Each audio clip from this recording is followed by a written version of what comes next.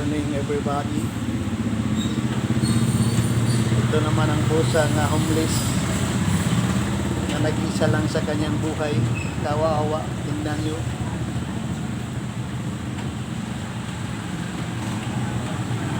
Parang nagsisito nga bakit binuhay pa siya kanyang ina. Tingnan nyo guys, yung pusa na ito nag-iisa lang sa kanyang buhay. Ming, bakit ka ganun, Ming? Ang lungkot ng buhay mo, Ming. Kawawa ang kalagayan mo, Ming. Kumain ka na, Ming. Ming, kain ka na. Tignan nyo guys, ang pusa na ito. Nag-isa lang sa kanyang buhay. At nalulungkot. Ming! Bakit ka ganyan, Ming?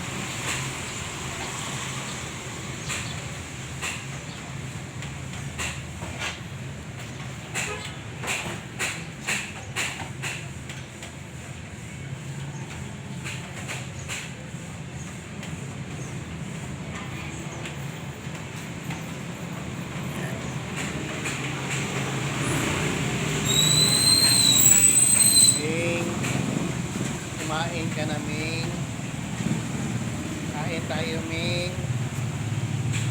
Wala na itong ina. Siya na lang. Yan. Tingnan nyo. Tingnan yung gusto niya.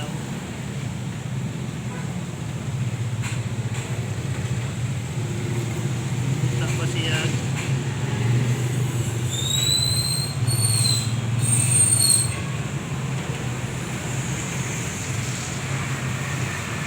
Talagang siya na lang mag-iisa sa kanyang buhay.